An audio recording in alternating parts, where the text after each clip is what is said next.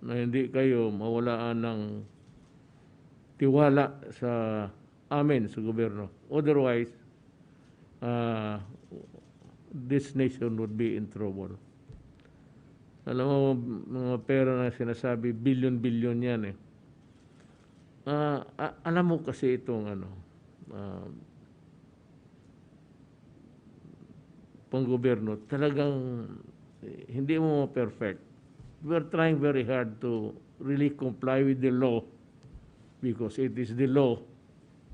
Ang problema, the vagaries of governance. Hindi mo talaga maalis yung minsan, well, of course, outright corruption. Yung iba naman, well, negligence. There are so many factors, omission or uh, non-performance and all of these things would be reflected time and again, basta kaninong administration, lalabas talaga yan. But for today, I said, we'll begin to talk to the people, and I would ask Secretary Sid La Peña, who heads the TESDA. Ito rin isa, I think it was also, but it has a lot to explain. And parang flag rin. The vote of the day is nice, is spelled F-L-O-G-G-I-N-G. It's not flag, F-L-A-G-G-I-N-G. Yun ang ngayon eh. Ngayon, before we go to itong mga sabi mga anomalya, let us hear the TESDA make the report. Secretary La Peña, the floor is yours. Sa ating Pangulo, Mayor Rodrigo Roa Duterte, Senator Bongo, mga kapwa ko miyembro ng gabinete, mga kababayan, magandang gabi po sa inyong lahat. Mr. President, noong ipinagkatiwala po ninyo sa akin ang pamumuno sa Technical Education and Skills Development Authority o TESDA, I had committed to immediately work towards winning the hearts and minds of our people through training in order for them to have jobs and livelihood after.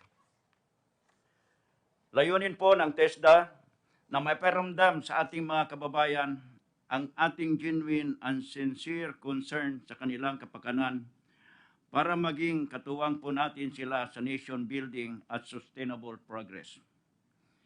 Isa ang Technical Vocational Education and Training or TVET sa mga itinuturing na pangunahing puwersa para sa sustainable economic development kung saan itinaas nito ang antas ng buhay ng ating mga kababayan.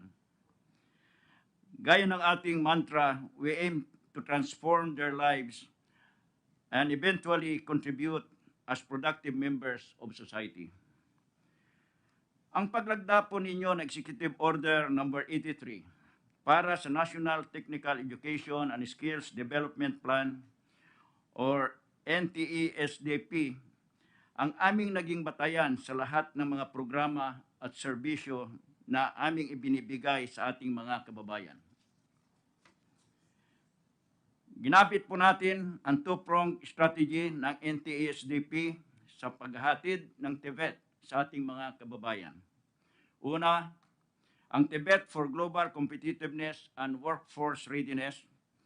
At pangalawa, ang TVET for Social Equity and Poverty Reduction.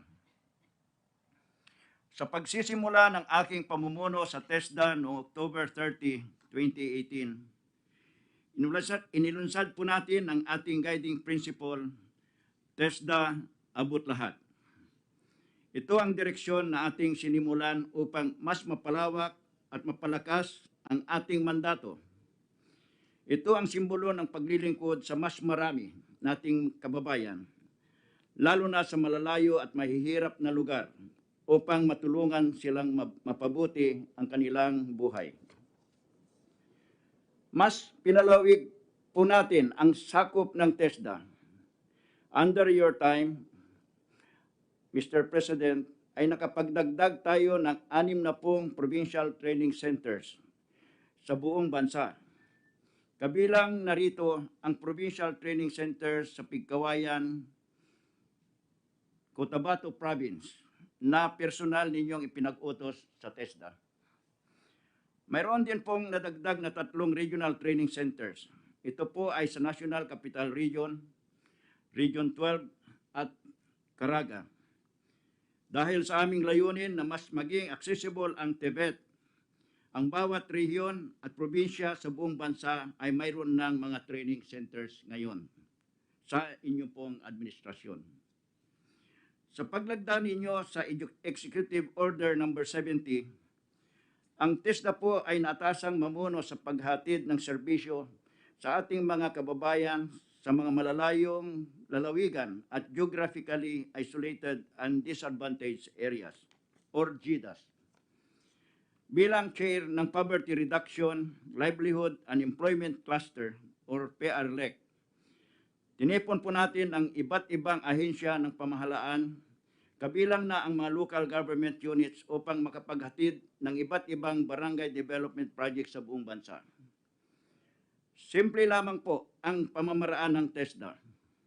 Una ay alamin ang pangangailangan ng komunidad, bigyan sila ng angkop na pagsasanay at kagamitan upang makapagsimula at turuan sila kung paano mapapakinabangan ang malawak nilang lupain upang magkaroon ng sustainable na hanap buhay. Teach a man how to fish, as they say, and he lives for a lifetime. Sa buong bansa, 215,375 na mga kababayan natin, katutubo, at 19,471 na former rebels ang nagkaroon ng pagkakataong magkapag-training sa TESDA sa ilalim ng PRLEC. Kabilang sa pangunahing programa matagumpay na nailunsad ay ang training program on photovoltaic or solar light installation system. Tinawag ito na Project TALA o TESDA Alay ay Liwanag at Asenso sa Sitio Blit, Barangay Ned, sa Lake Cebu, Municipality ng South Cotabato Province. Ayon sa isang tasaday elder, na may mahigit 70 taon nang nananirahan sa lugar nila, ngayon lamang siya nakakita ng ilaw pagkatapos ng napakahabang panahon na pagtitiis sa dilim. Mangiyak-ngiyak niyang ibinahagi ito sa amin. Ito ay isang patutuon ng kapabayaan ng gobyerno sa matagal ng panahon. Only in your time, Mr. President, na sa wakas ay nakarating din ang serbisyo ng gobyerno sa kanila. Nais ng TESDA na suportahan ang food sufficiency and security ng bansa. Kaya mayroon din po tayong training na agri-crop at livestock production para maturuan ang mga komunidad na maging productive ang kanilang mga lupain. Dahil dito, nagkaroon sila ng kakayahan na makapag-produce ng kanilang sariling pagkain. Sa pamamagitan naman ng Community Enterprise Development Models, natuturuan din natin ang ating mga kababayan na magbenta ng kanilang mga sobrang produkto para sa karagdagang kita. Isang matagumpay nating proyekto, ang Alabel Food Hub o bagsakan ng mga gulay at prutas sa Barangay Alegria, Alabel, Sarangani Province. In a span of 17 Thursdays, yan po ang market day nila, designated market day, since its opening, nakapagtala na po ang ating mga kababayan na mahigit 800,000 pesos nakita mula sa food hub na itinayo ng munisipyo ng Alabel. Sa tulong ng TESDA at iba pang ahensya, nagkaroon ng training sa biomass feedstock production, power generator installation, at solar power irrigation system ang Ata Matigsalog Tribe sa sitio Site 4, Barangay Mangayon, Compostela, Davao de Oro. Nagkaroon na po sila ng alternatibong pagkukunan ng enerhiya at kasabay nito ay nagkaroon din sila ng pangkabuhayan dahil sila rin ang nagtatanim ng mga materyales na ginagamit para sa biomass power system na ito. Hindi na rin po problema ang patubig. Malaki ang kaginhawaang dala ng textbook skills sa mga taga-sitio Side 4 na dating tinatawag na munisipyo ng mga NPA. Malaki na rin po ang naitulong ng mga batas na inyong nilagdaan sa pagpapalawig ng Tibet. Una dito ay ang Republic Act 10968 or Philippine Qualification Framework or PQF Act. Dahil sa PQF, mas nailatag ang Tibet sa kabuuan ng education system at it established the mechanism for lifelong learning at lalong pinaigting ang ladderized diploma program. Dahil dito, ang isang kababayan natin ay maaari munang mag-aral ng Tibet at magtrabaho. Pagkatapos, pwede siyang bumalik sa pag-aaral kung gusto niyang tumaas pa ang antas ng kanyang education. Nakatulong din ito sa pagbubukas ng oportunidad sa ibang bansa dahil ang kanyang qualification ay recognized or at par sa standards ng bansang kanyang papasukan. Nagpapasalamat po kami sa inyo, Mr. President, sa pagpasa ng Republic Act 11230 or Tulong Trabaho Act. Sa ilalim po ng batas na ito, mas marami pong manggagawang Pilipino ang nabibigyan natin ng upskilling at reskilling, lalo ngayon sa post-pandemic recovery, upang matulungan natin sila na magkaroon ng bagong hanap buhay at makabangon mula sa epekto ng pandemya.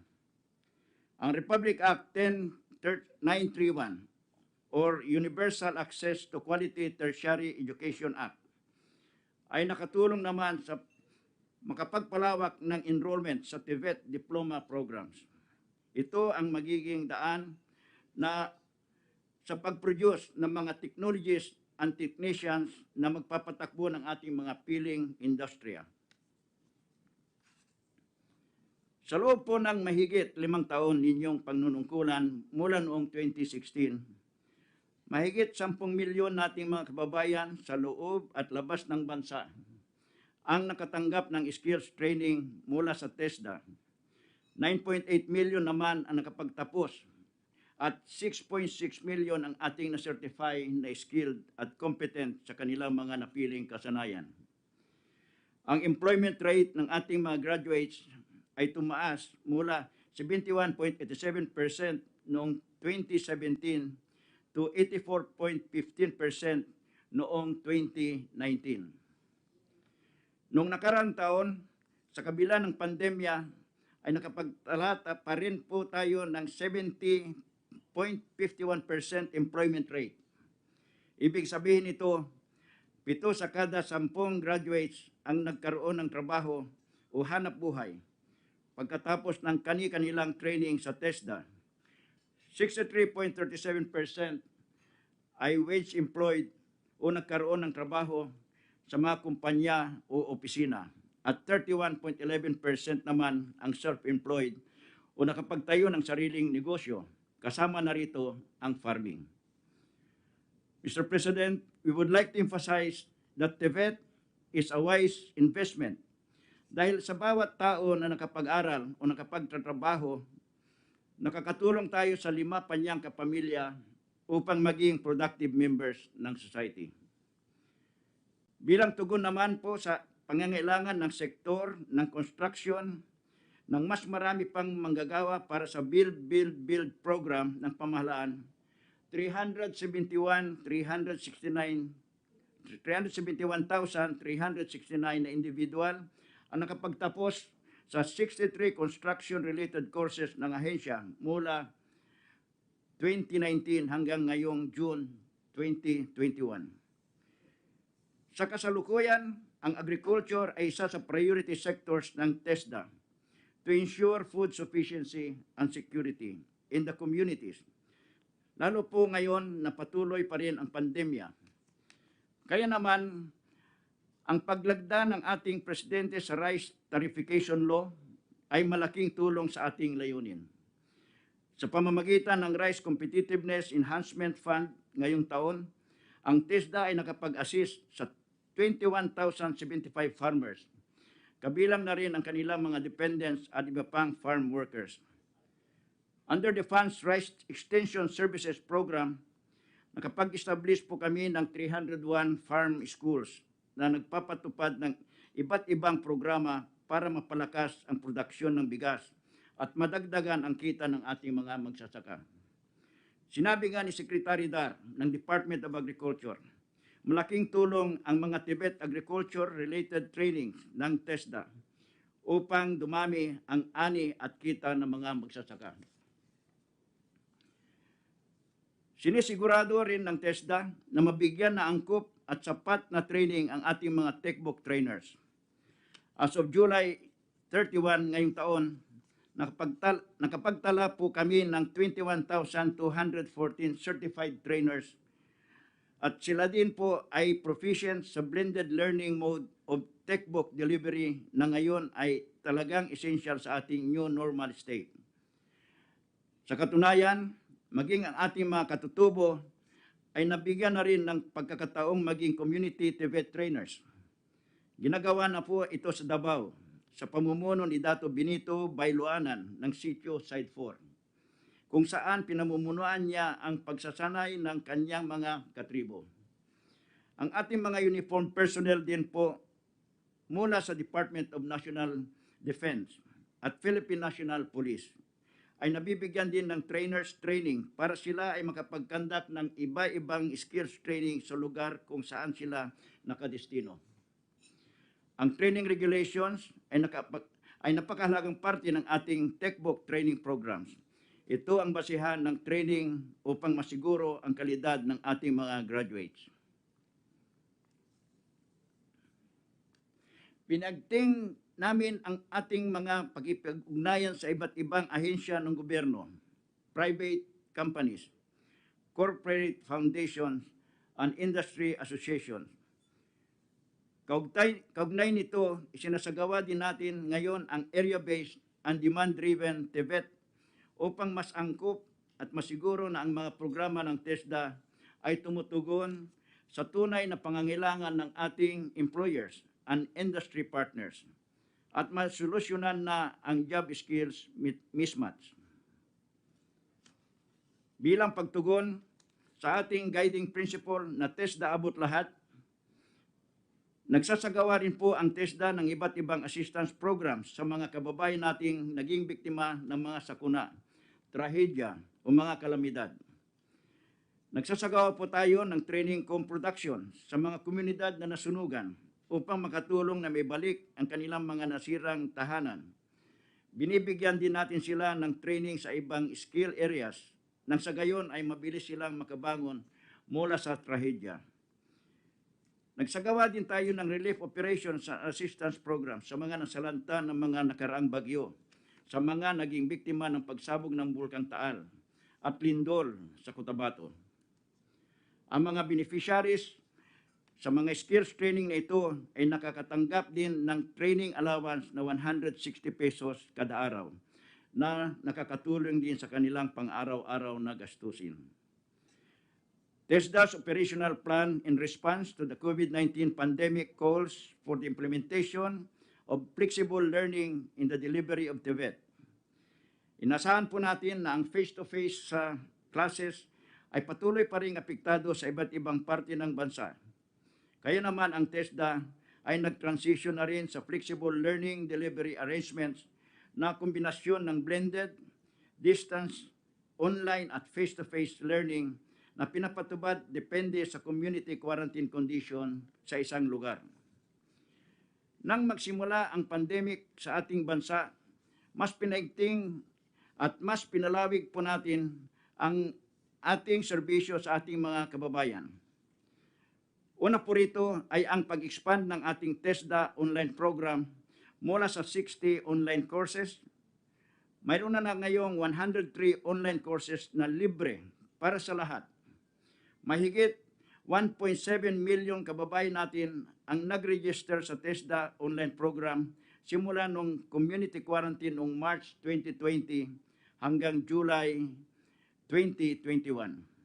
Ang TESDA online program ang naging katuwang natin upang ang ating mga kababayan ay maging produktibo noong kasagsagan ng community quarantine.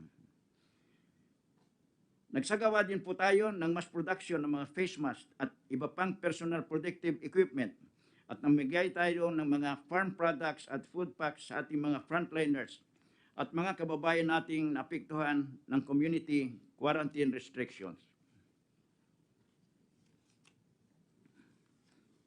Mr. President, we believe that the true measure of the effectiveness of training is the transformation of the lives of textbook graduates. Narito ang iba't ibang kwento ng pagbabago at pag-asa ng ating mga textbook graduates mula Luzon, Visayas at Mindanao. Si Heron Tanglao, Tubong Tanawan, Batangas, ang una nating tampok. Sa gitna ng pandemya, kumuha siya ng kursong barista, NC2. Bukod dito, siya rin ay nagtapos ng Tourism Promotion Services sa TESDA.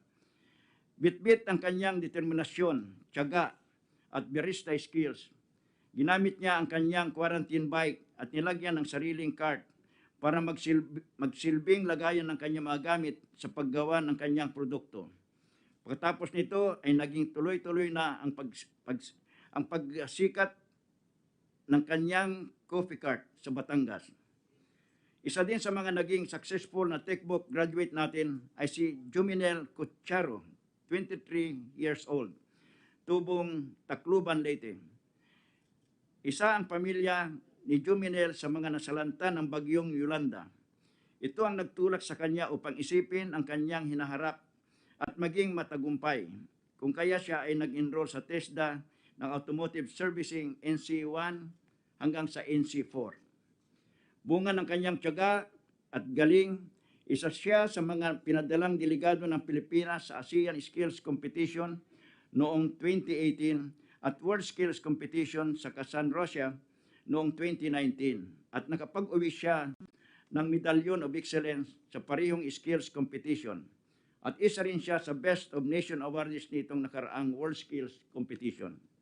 At ang pride ng Davao, si Ryan Cordova, kasalukuyang Lead Automation Control and Instrumentation Engineer sa Singapore. Graduate si Ryan ng Mechatronics Servicing NC3 at Industrial Automation sa Regional Training Center, Korean Philippines, Davao. Hindi naging hadlang ang kahirapan upang buuin ni Ryan ang matayog na hinaharap na gusto niya para sa kanyang sarili at pamilya. Suportado pa siya ng tatay niyang TESDA graduate din. Pinapatunayan ito na kapag pinagsama ang sipag, diskarte at textbook, siguradong aasenso. Ang mga ito ay patunay kung paano naging kaagapay ng ating mga kababayan ang TESDA sa kanilang muling pagbangon mula sa pandemya. Sa inyong State of the Nation Address noong 2020, inyo pong inatasan ng TESDA na tulungan ng mga OFWs na apektado ng pandemya. Bilang tugon, inulunsad namin ang TESDA abot lahat ang OFWs. Gamit ang TESDA mobile app, libo-libong repatriated OFWs ang nakapag-register at nakapag-avail ng free skills training at free assessment at certification sa ilalim ng programang ito. Bukod po sa ating mga malasakit helpdesk na matatagpuan sa ating mga paliparan, nagtayo din po tayo ng mga OFW desk at malasakit helpdesk sa ating mga regional at provincial offices upang ma-prioritize ang mga pangangailangan ng ating OFWs. Lahat ng ito ay resulta ng ating pakikipag-ugnayan sa ating mga overseas Filipino workers. Sa kabila ng pandemya, patuloy po tayong nagbibigay ng pagsasanay sa mga displaced workers upang sila ay mabigyan ng skills at makahanap ng trabaho o magsimula ng kanilang sariling negosyo. Sa ilalim naman po ng National Employment Recovery Task Force or NERS, tuloy-tuloy ang aming pagsiservisyo upang makapagbigay ng tamang skills training sa ating mga kababayan, alinsunod na rin sa inyong direktiba nitong nakaraang SONA. Nagtutulong-tulong po ang DTI, DOLE at TESDA, kasama ang iba pang members ng NERS Task Force upang masiguro na ang ating mga manggagawa ay magiging matatag habang tayo ay nasa gitna ng pandemya at hanggang sa maibangon natin muli ang ekonomiya ng bansa. Sa inyong huling State of the Nation address, nabanggit po ninyo ang kailangan gawin ng TESDA, prioritize the upskilling and reskilling of the Philippine workforce and increase their employability.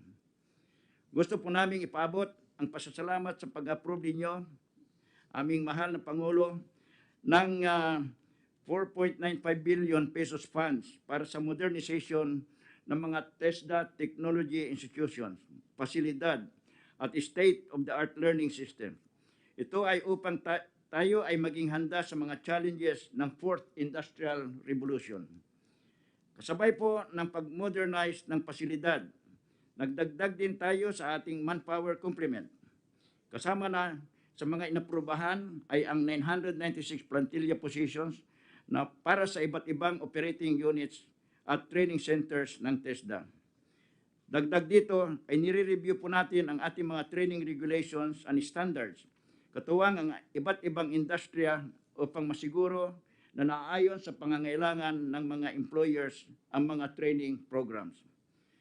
Sa kasalukuyan po, mayroon na tayong 3 nasimulan na TESDA Innovation Centers sa Cebu, Region 7, sa Northern Samars, Region 8, at Zamboanga, Sibugay, para sa Region 9. May 5 karagdagang innovation centers ngayong 2021 na itatayo sa Taguig City, dito sa National Capital Region, Pangasinan sa Region 1, Isabela sa Region 2, Bataan sa Region 3, at Davao City sa Region 11. Mahal na Pangulo, TESDA is fully aware of its role in this nation's recovery from the present crisis. Nakahanda po ang aming tanggapan, lalong-lalo na sa pagsisiguro na ang ating human resources ay nakakasabay sa mga challenges ng new normal at future work environments. Sa patuloy ninyong pagtitiwala at pagsusuporta sa TESDA, makakamtan natin ang inyong hangarin na magkaroon ng komportabling buhay ang bawat Pilipino. Maraming salamat po at muli, gandang gabi sa inyong lahat. Maraming salamat sa Secretary Peña. Alam mo, I've been mayor. I was the mayor of Davao City for 23 years. Excluding the 4 years I was a congressman. And excluding also the 4-year, another 4 years as vice mayor to my daughter. Along these years, yung mayor ko lang 23 years, meron lang akong gustong i-share sa ating mga kababayan. May sabihin ako dito, may basahin ako. I want to make this thing very clear. This is not an accusation against COA. It's neither a criticism against COA. It is just sharing with COA the heartaches of the so many people na dumaan dyan sa mga audit ninyo. I know that you have to do it. Kailangan gawin ninyo. Utos ng batas.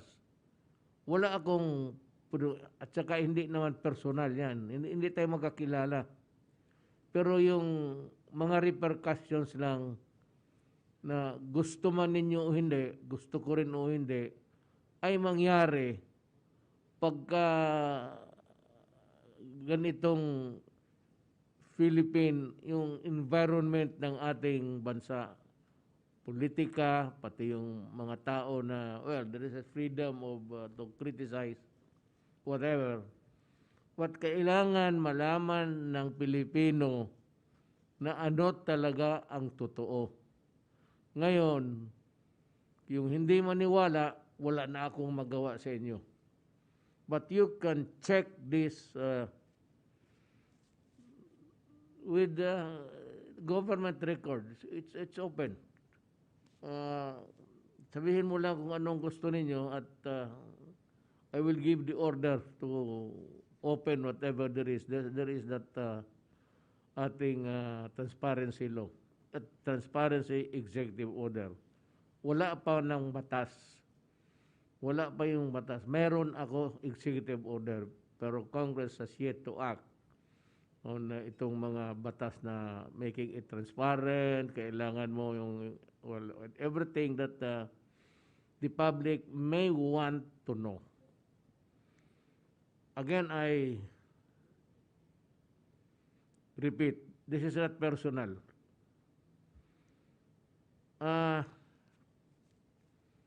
Pagka-mayor ko, in the 23 years, there have been so many audit, araw-araw, buwan-buwan yan. But yung may mga transaction sa gobyerno na ganon, pinapakialaman ng kuha yan. Not because gusto nila, pero trabaho nila, alam ko. But as early as about when I was on the first term, meron kaming binili. Alam mo, ganito yung problema ng Pilipinas eh. I wanted to buy computers for my city government. For their use. Tapos noon, merong, I don't know why they have to do it. The less regulation, the less corruption. More regulation, more corruption. We were required to go to the National Computer Center to get their approval for a government local unit to buy. Kaya gusto ko sa panahon ko, alisin ko talaga yan. Bahala na ibalik na kung sinong susunod. I want less regulation. Yung pakialam ng mga regulators, dapat, hindi naman i-control. But this is what happened. They filed a case against me doon sa computers. Kasi hindi ako sumunod doon sa National Computer Center. Kasi ang gusto nila, kanilang brand, mahal. Pero isang computer corporation nag-offer, mas mura. Halos about, hindi naman one half.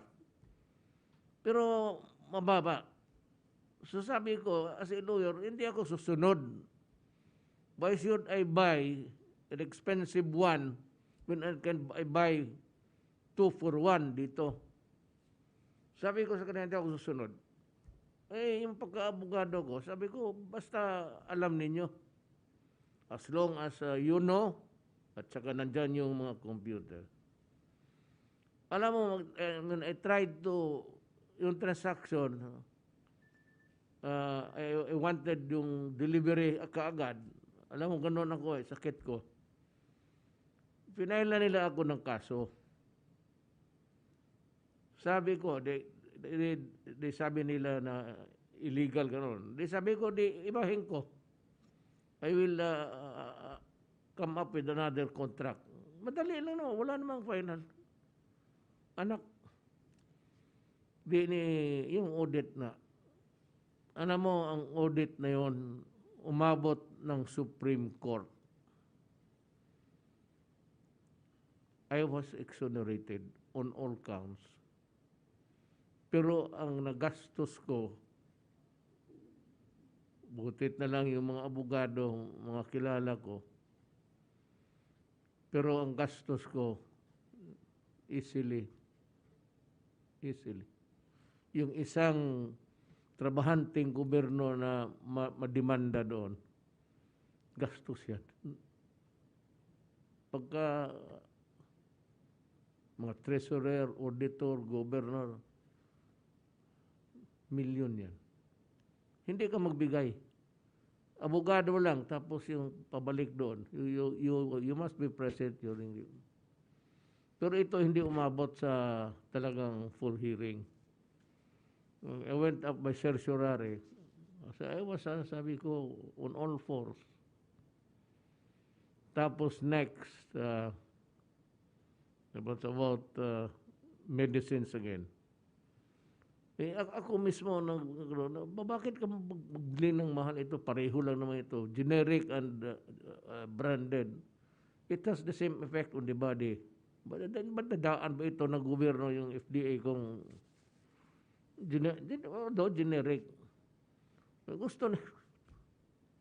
Binahala nila ako ng kaso. Umabot ng Court of Appeals. Exonerated ako. Then the third, alam mo, mayor ako. Alam ng taga Davao lahat, pati yan si Congressman Nograles, lahat ng tao sa Davao, every Christmas, nagpapakain ako by sectors. Christmas party. Gratis sa gobyerno. Papakain ako ng police and military. Alam, andyan si General Peña yun. Then, pabaan ako sa disabled. May pakain ako isang gabi for commercial sex workers. Biniblow out ko yan sila lahat. About mga 4,000. Tapos bigyan ko ng 1,000. Pera ng gobyerno. Basta audited lang, basta alam saan lang pumunta ng pera. Ngayon, pagdating dito sa teachers, maraming teachers. Mas marami pa sa sundalo yan. Kaya nagpa-party ako sa kanila for 3 nights separate kasi hindi ma-accommodate ng isang not big enough. Alam mo, dinamanda ako ng kalaban ko sa politika, still around. Pinaila na naman ako ng kaso. Umabot na naman kami sa punta ako ng Supreme Court. And to think that mayor ako, at least kung makakaso ako, yung aeroplano, mag-official trip ka lang, alam mo, pag nademanda ka, and it is part of your duty, siyempre pupunta, patatawagin ka ng sandigan, pupunta ka talaga doon. Ngayon yung bakit, ito bang krimen na ito, akin ito, sa gobyerno. I'm just doing what the law allows me to do. Yan ang aking personal experience.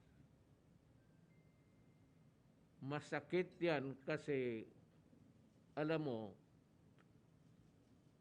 8 out of 10, paglakad ka ngayon dyan sa daan, ay, hamunin ko kayo. Yung bang report ninyo na nabasa ninyo sa newspaper, sa radyo, anong tingin ninyo doon? Wala, korupsyon. Yung mga commentators, political commentators dyan sa radyo, mga kurako. Alam mo, ang totoo niyan, ang DOH walang pera. Ang pera, DBM. Kung may programa sila, ang magbayad, sabihin nila, ito yung programa. Hindi humahawak si Secretary Duque ni Piso. Pero the perception of the public is that when you are flagged as an FLOG, G-I-N-G. It's not flagging, it's flagging. Magtanong kayo dyan. Sa newspaper, headline, a budget, ganon. Yan ang mahirap dyan. Alam ng kuwa yan. Ngayon sabihin nila, batas ito, paano? Hindi, i-question and answer mo. Huwag kayong mag-draw ng conclusion without the side of, sabihin niyo, ito yung tanong ninyo, ito yung sagot. Para malaman ng tao. That give him a chance also to answer. Sufficient time.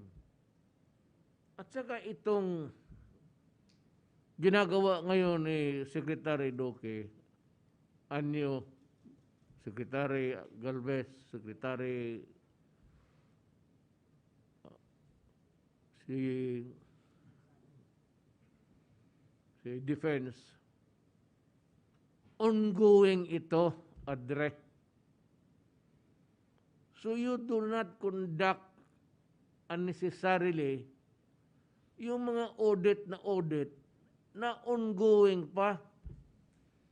We are fighting a pandemic.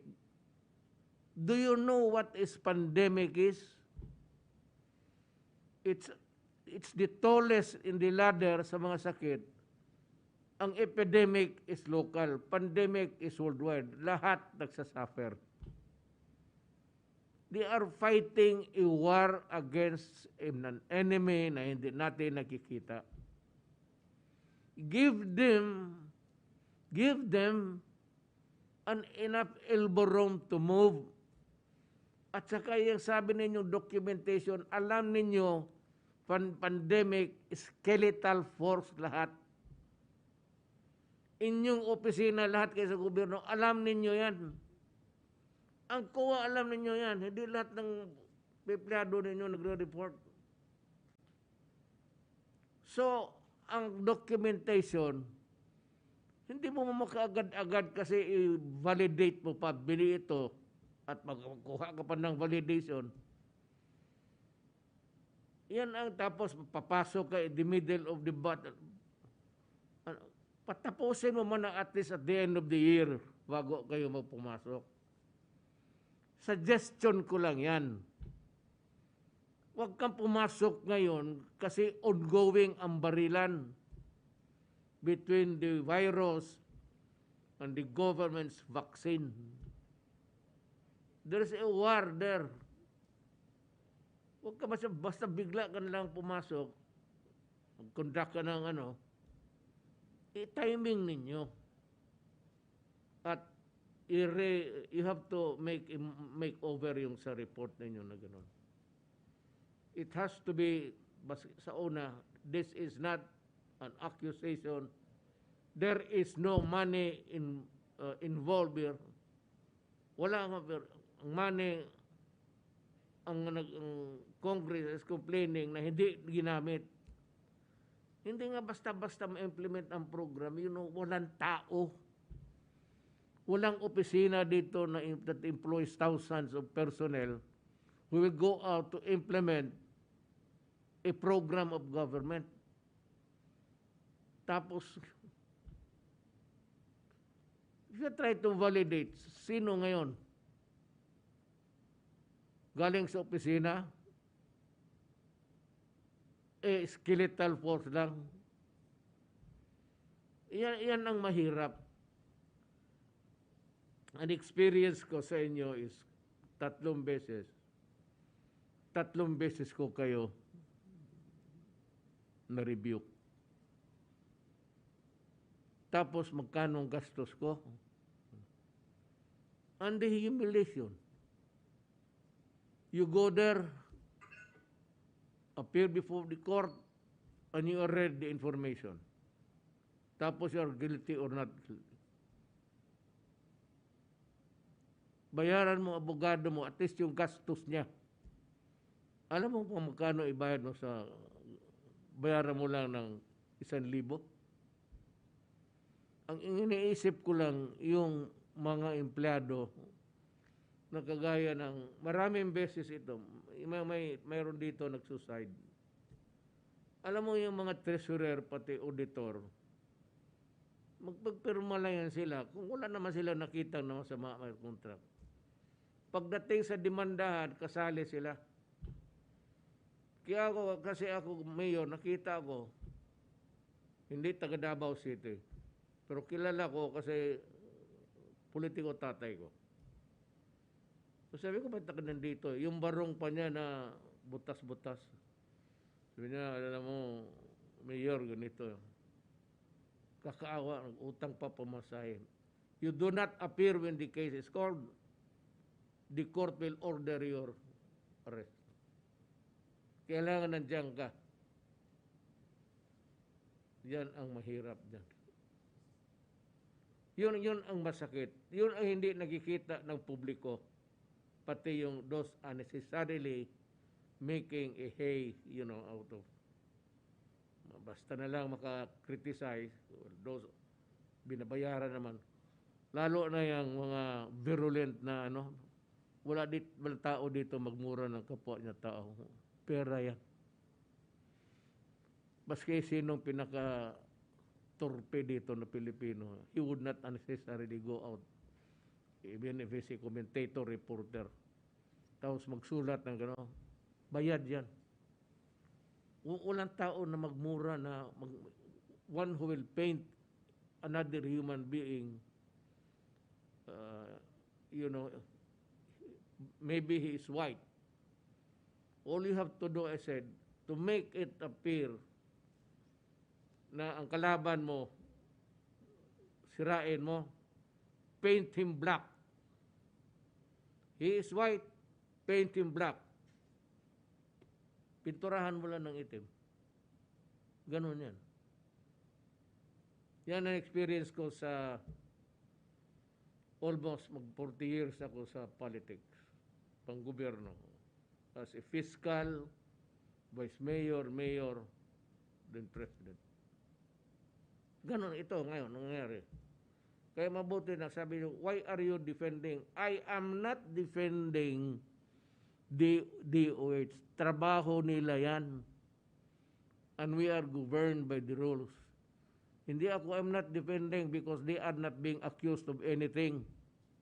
I'm just sharing my opinion. Kasi kagad, Duterte is defending DOH from anomalies. Putang ina, anong anomalies yan?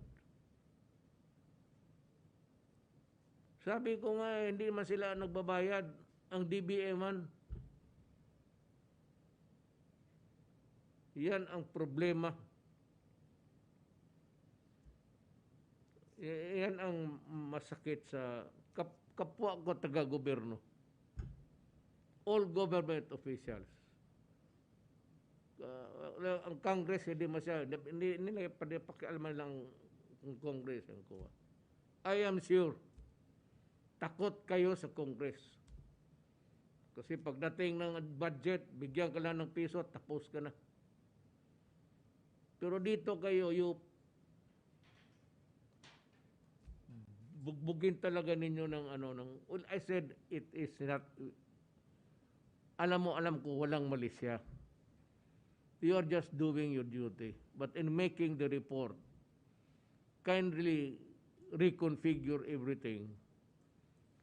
And sabihin sa una, at the first instance, pag ma-interview ka, sabihin mo na kagad, there is no corruption here because there is no money involved. Ang pera nga hindi na utilize. Gusto ba ni Duque gastusin niya lahat isang araw? Wala siyang programa na sufficient tao, 1,000 doktor, 10,000 nurses. Wala siya niyan. So anong gawin niya? Di kung ano lang ang kaya ng manpower ng opisina niya. Just like the military, kung papasukin mo sa isang lugar, alam mo na meron niyang 50 o 100 MPA, papasukin mo lang ng isang,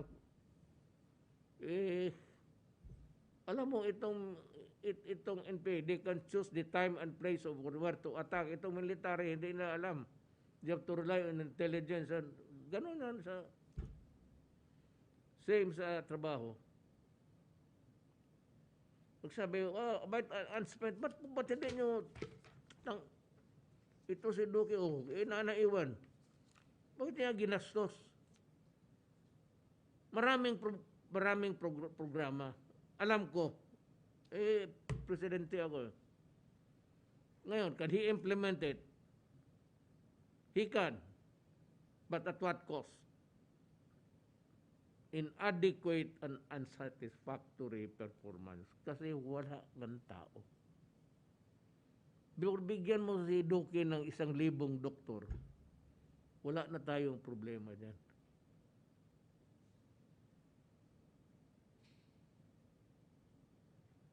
Wala akong ano sa kuha. Pero sabi ko, maglakad ka. I repeat, just to, analogy ba? Maglakad ka, maski sino, kasi hindi lang tao, kaibigan mong magkape kayo. Padre, anong masasabi mo sa, sabi ka nga, alam mo, basta gobyerno, ganun talaga eh. Hindi mo mawala yung korupsyon. Putang ina.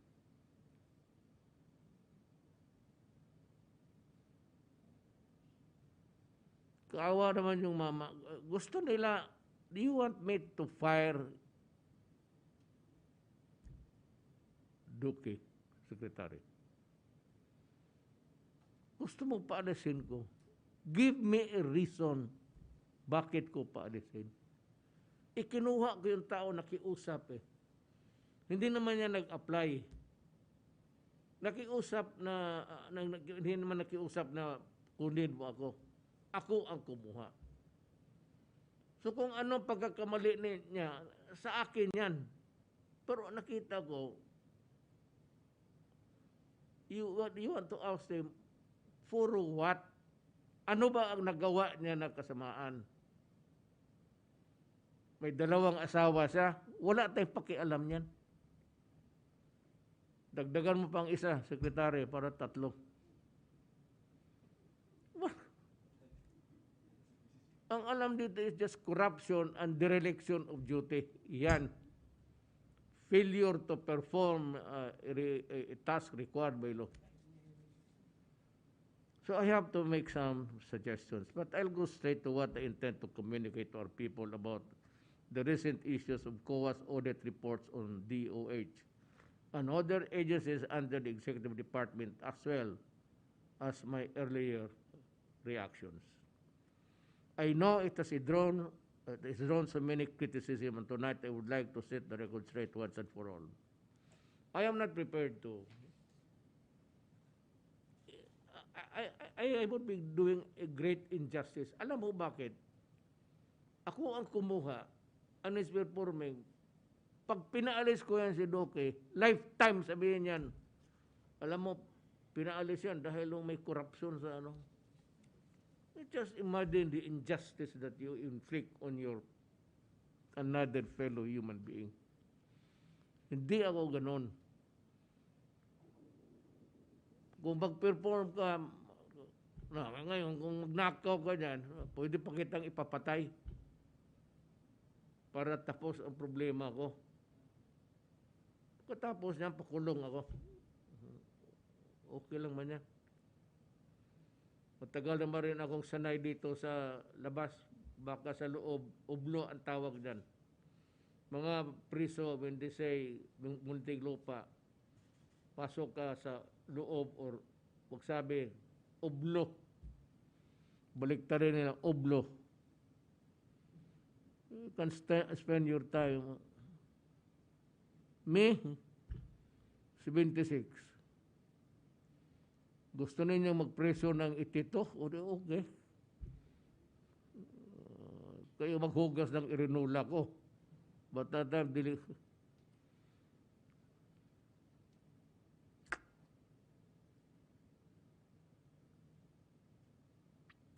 an audit report by COA is made on an agency's financial statements with observations and recommendations. If you will carefully read through their audit, you will see that after every observation, it is followed by a recommendation that provides for compliance and allows the audited agency to rectify deficiencies. This means that the agencies concerned are given not only time but also the opportunity to comply. Ganang gawin niyo kung anong kupag-kukulang. Even COA has clarified that an official statement dated August 16, which said that the report itself does not mention any findings by the auditors of funds lost to corruption. Hindi man alam ito ng tao. Alam natin kami sa gobyerno, ako, kasi cabinet member eh. Alam ng tao yan na meron ito. Wala yan, hindi yan nilalagay. You know what? Meron akong gustong sabihin, nakakalimutan ko. Pero, something like, kakaawa ang lahat naman nagpa-flag na flag.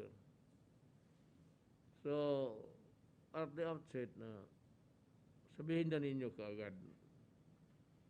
Ano kung may tanong kayo, I know that it is not a sub rosa thing. But you are not also allowed to make your comments in public. But somehow you can maybe just make the i-public na lang ninyo, mas mabuti pa.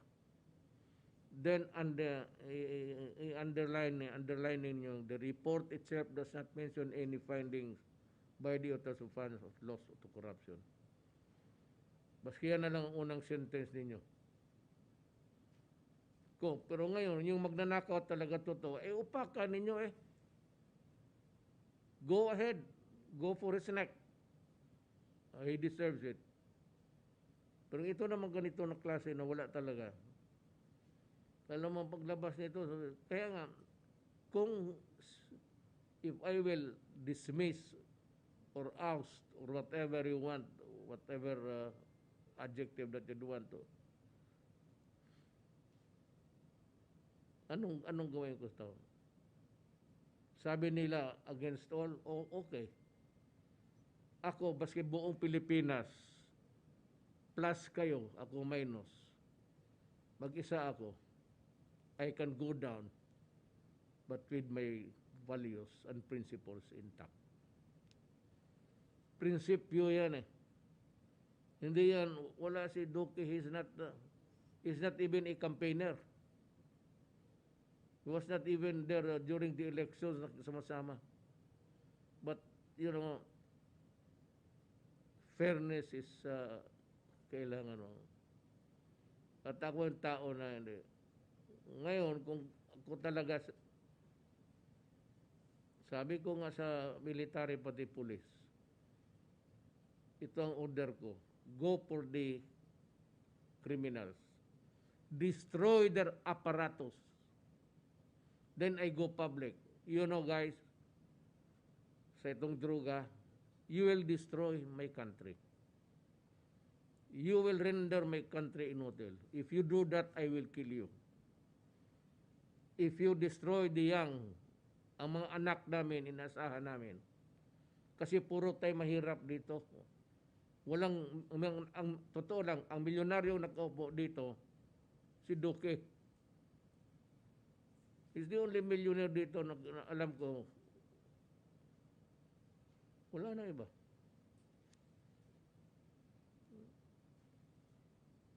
Yan ang so, I'm sorry but I said, baski mag-isa na lang ako, I will stand for Duque. Even if it will bring me down.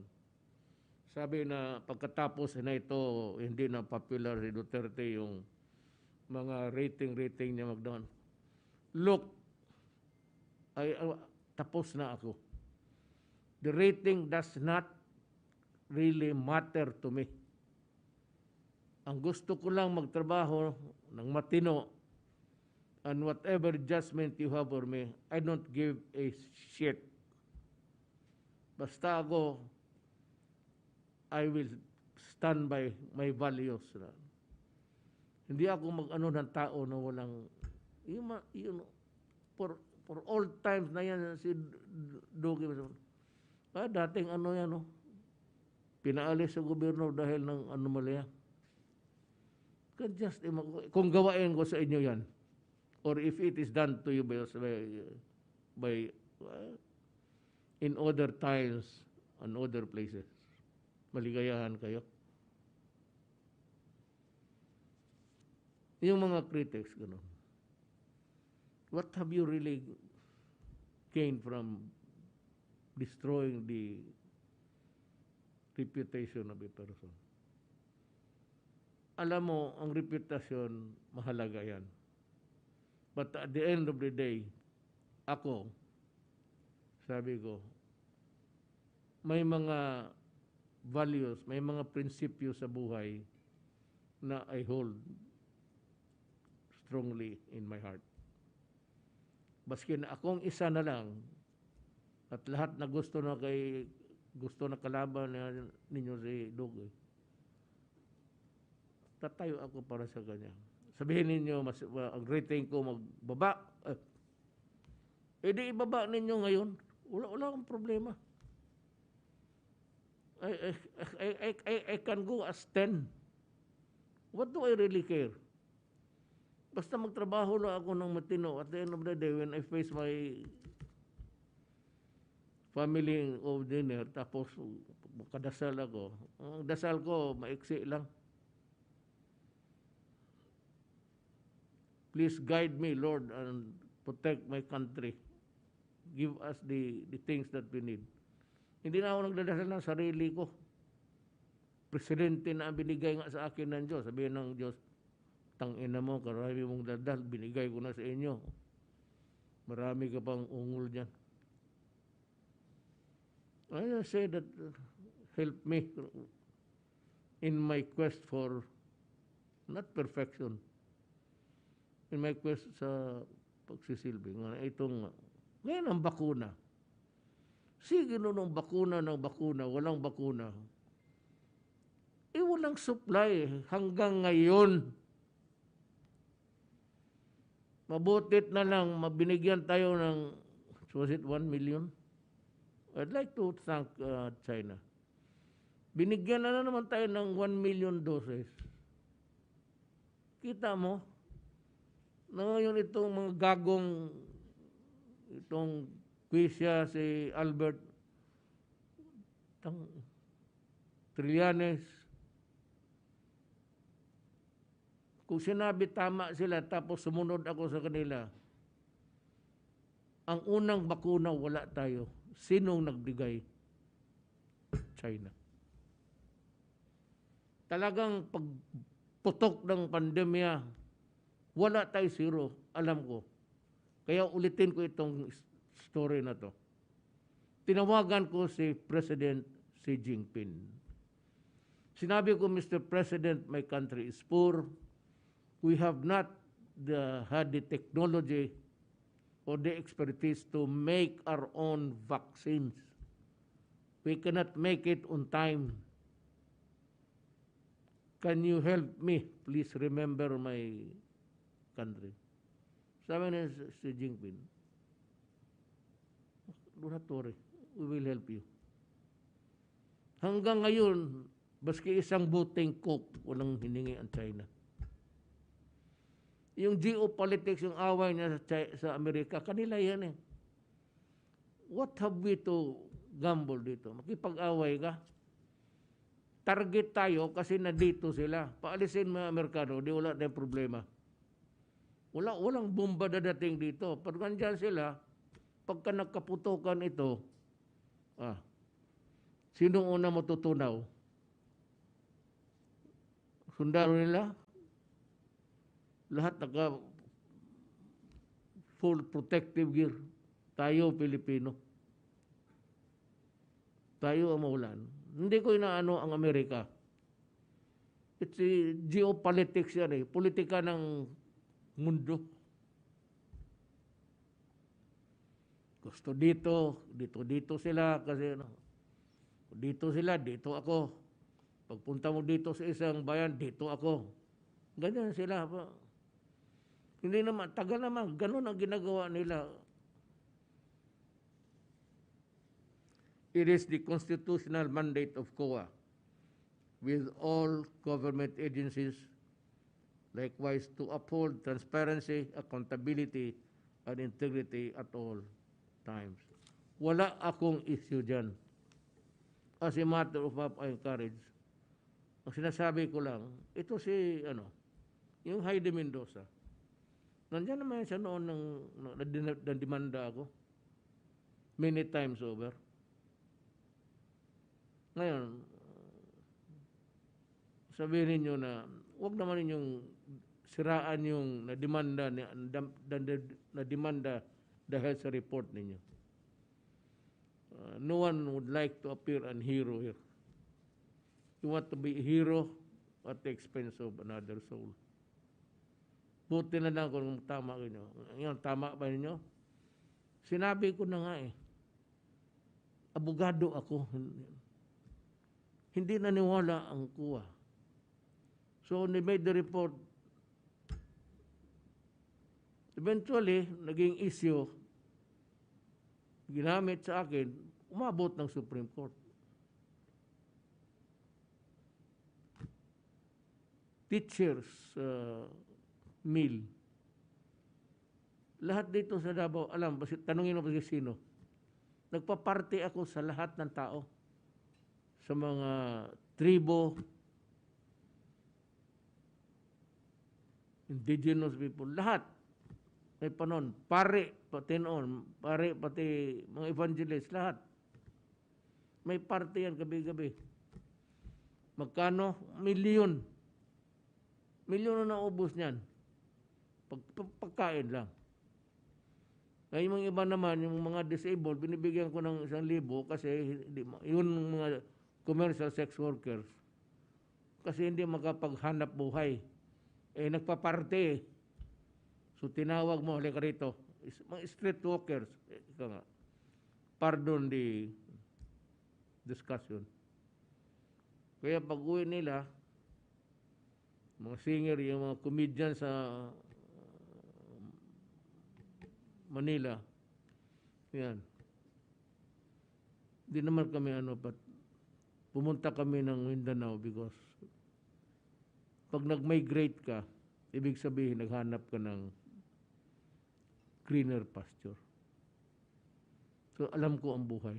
Hindi kayo maniwala, sabi ko sa inyo. Nadimulis pa kami noon. You know, Santa Ana, itong Santa Ana ngayon was just a wetland, pagat-patan sa Bisaya. Pero so over time,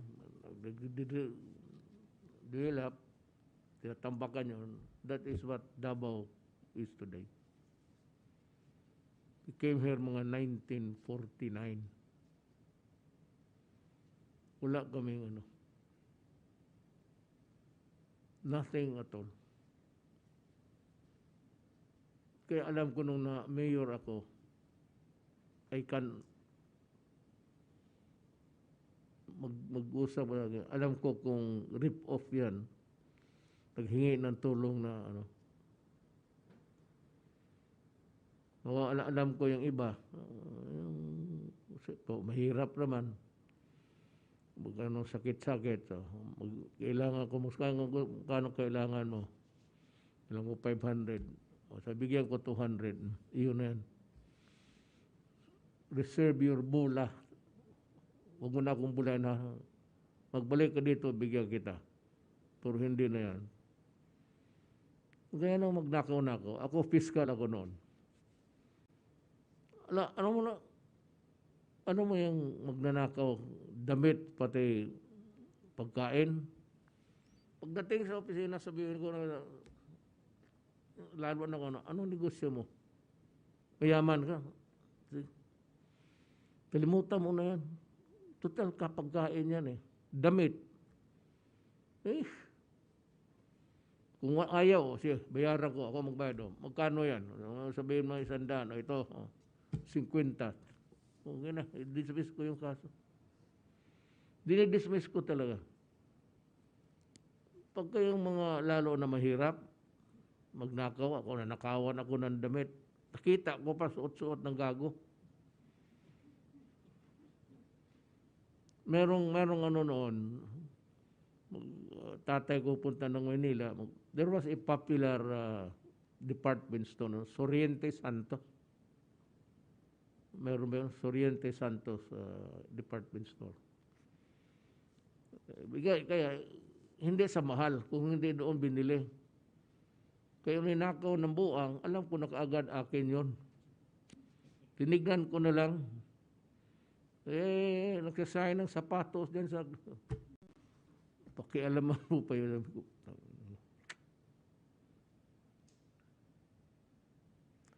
Government should not be affected or swayed by the noise of the few. Conundrum.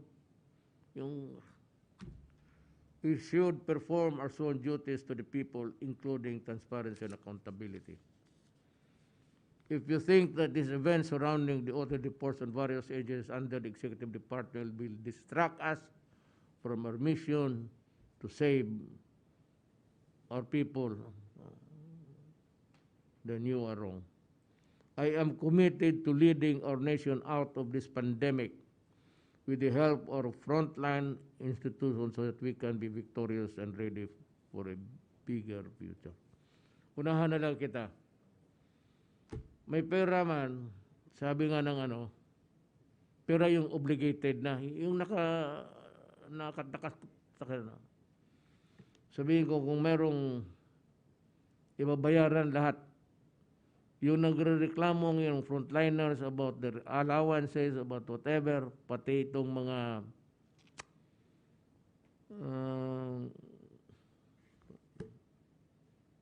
sinsa na matanda na yung presidente niyo, siya nagkuha sana kayo ng bata. Itong volunteers na magbakuna, sabi ko kay, I am now ordering, this is an order, Secretary Duque. Bayaran mo. Use whatever money there is. Bayaran mo yung hinihingi ng mga nurses. Both in government and those outside of government na volunteers. Ito mga bayaran mo. Kung wala kang pera, gastusin mo lahat yung dyan. I'm ordering you to use every money there. May ako left out sa notes ko. Several personalities have reacted to my statement about protecting Duque and the idiots. To all of them, I have to say, you are just adding more noise to the already difficult situation. I want our agencies to rather focus on our response against the pandemic.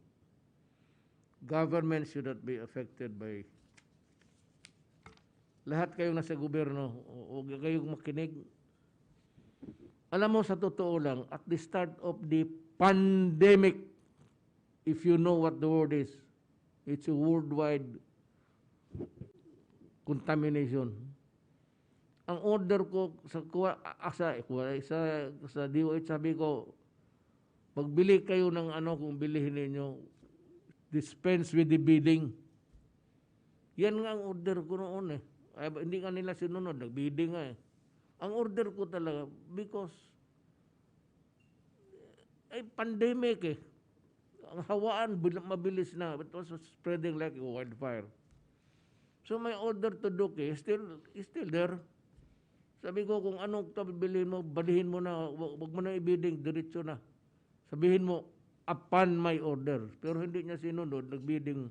Hindi ko alam, nag-bidding pala talaga sila. Ang order ko kasi do you know what the word pandemic is? And do you know how many people that are now sick or dying? Tayo nga hindi na makaalis nitong This is the first time sa ating namatay pa ang generation na ang hold upper pati tayo magkapareho na ka-level. Pare, ka-level na tayo. This will not, I'd like to tell this pandemic will not disappear overnight.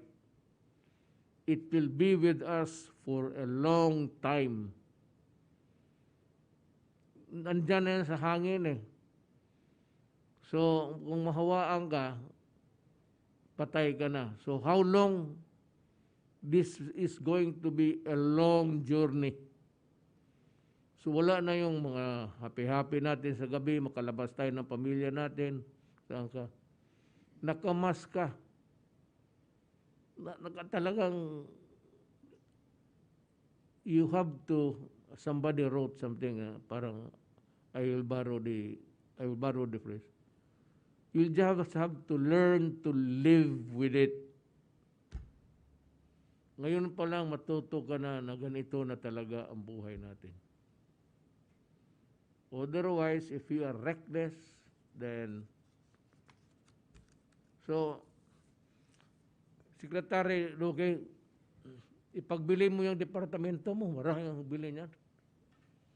You can sell the department of the DOH para yung pera, bayaran mo lahat para wala ng ano. I'm ordering you, that's an order.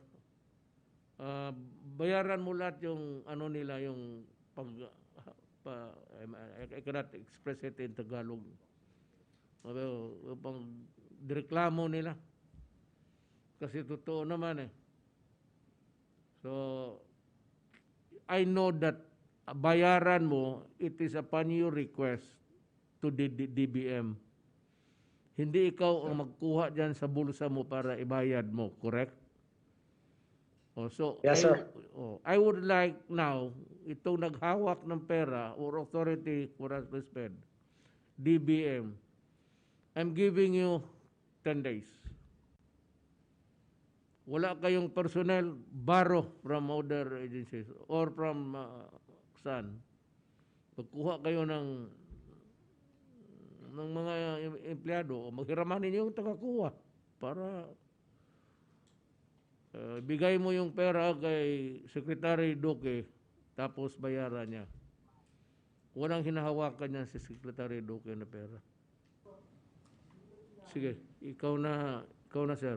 Magandang gabi po, Mr. President at mga kasama ko po sa kabinete, Senator Bongo at higit po sa lahat ang ating mga kababayan. Papakiusap ko lang po sa Secretariat kung pwedeng ilabas lang po yung updates on health workers benefits under Republic Act number 11494 or the Bayanihan to Recover as One Act. Can we have the slide please for my presentation? President, yung RA 11494 or the Bayanihan to Recover as One Act, ito po ay ang mga benepisyo na ibinibigay po ng ating gobyerno sa mga healthcare workers. At dito po sa first column, ang mga iba't ibang klaseng mga benepisyo. Yung actual active hazard duty pay or AHDP, para po sa mga public healthcare workers. Yun naman pong COVID-19 Special Risk Allowance or SRA, para naman po ito sa public and private healthcare workers. Yung pangatlo pong benefit item, accommodation, transportation, meals, para din po sa public and private healthcare workers. Meron pa pong kasama, batay po sa inyong kautusan, na magbigay ng life insurance para din naman po sa public and private healthcare workers. At ang COVID-19 sickness and death compensation na kung saan ang mga healthcare workers natin na meron pong mild or moderate, binibigyan po natin ng 15,000 piso at doon naman sa nagkaroon ng severe or critical ay binibigyan po ng 100,000 pesos. Samantalang yun naman pong may pumanaw, yung pamilya po ang makakatanggap ng 1,000,000 piso.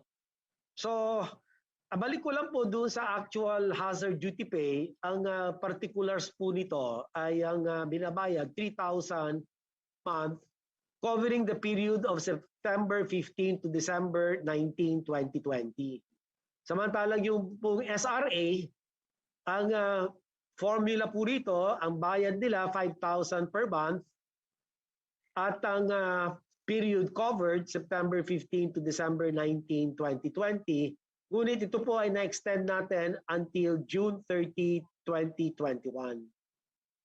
Yun naman pong mga related issuances are in support of the implementation of this Republic Act number 11494, meron po tayong mga issuances, OP, Administrative Order, para sa actual hazard duty pay, ang DBM DOH Joint Circular.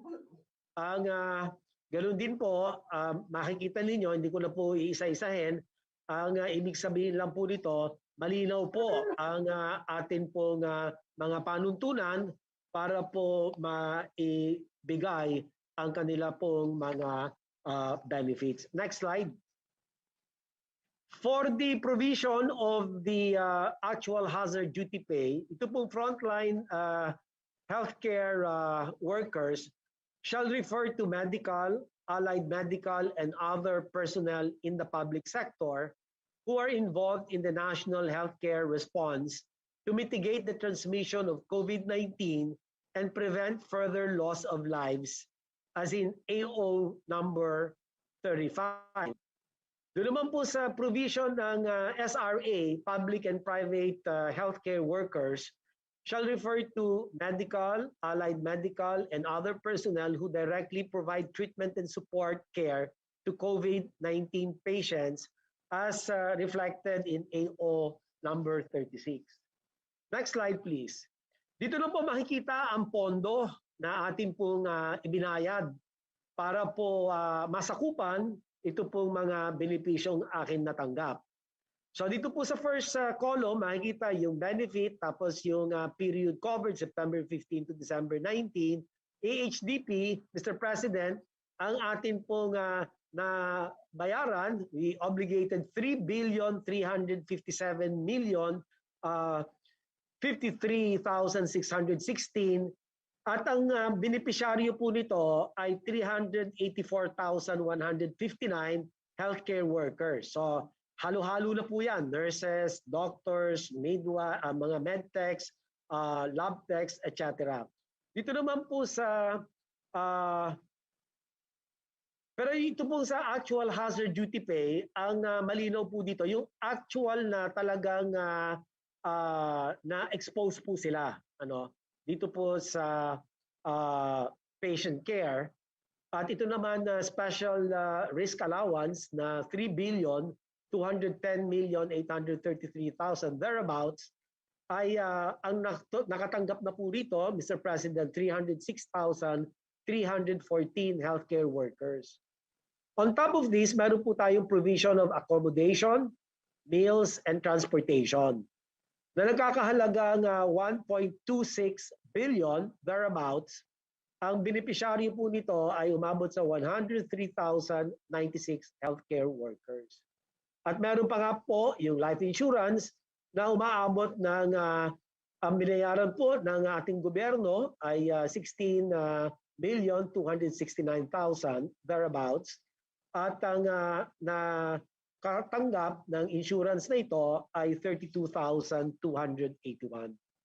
Yun naman pong pangalawang benefit period covering December 19, 2020 hanggang June 30, 2021, meron po tayong special risk allowance, at dito po ang naibigay po natin ay 7.12 billion thereabouts. At ang nakatanggap po naman dito ay ang mga healthcare workers na 379,117. Ibig ko lang pong bigyan din na ang pagbibigay po ng special risk allowance ay qualified po ito under the law. At ang sinasabi po doon, yun lang po makakatanggap ay yung meron pong direct patient care, direct care of COVID cases. So hindi po batay sa batas ay hindi po lahat nabibigyan. At dito po ang nagiging problema. Kasi marami pong mga healthcare workers na nagrereklamo at sinasabi nila sa isang hospital, halos para-pareho na exposure namin dyan dahil may mga COVID dyan. At dahil ho rito, Mr. President, ay minabuti po namin na kung hanggat sa maaari, nung nagkaroon po ng hearing sa Senado at ang Chairman Mike Aguinaldo ng COA, ay pag-uusapan po kung paano magkaroon ng liberal interpretation na parang hindi lamang po yung mga patients who are directly caring for COVID cases, kundi pati na rin yung mga iba ay dapat makatanggap. Dahil mahirap nga naman pong patunayan sino nga ba yung directly na nangangalaga. Halimbawa, janitor, pumunta sa loob ng isang kwarto ng pasyente, naglinis. Ayan ba ay patient, meron bang direct exposure yan doon sa COVID case? So, napaka-masalimuot, napaka-mahirap. Kaya ang gusto nga po ng Senado sa hearing po namin noong isang araw at saka si Chairman Aguinaldo at sinang-ayunan ko naman po ay sana makagawa rin sila ng amyenda sa batas para mas liberal ang interpretation at lahat hanggat sa maaari ay makatatanggap. Because of this, Mr. President, ay ibig ko rin pong idagdag na yung pong mga ibang healthcare workers na nagreklamo mula po sa mga private hospitals dahil nga sa di umano hindi sila nakatanggap ng kanilang special risk allowance. At nagkaroon po ng budget request ang Department of Health sa DBM at matapos po mag-expire ang Bayanihan 2 funds ay ang DOH po ay patuloy na tumatanggap ng mga listahan ng mga eligible healthcare workers para po makatanggap ng SRA. Ito po ay galing sa mga iba't ibang ospital. Mga private po na mga healthcare workers ang karamihan po dito. Noong pong last August 13, ang DOH po ay sumulat sa DBM at maganda naman po andyan si Yusek Tina Kanda at kami po ay humiling. We requested for additional 311 million thereabouts, 311 million pesos to cover payment of additional SRA that would benefit more or less about 20,156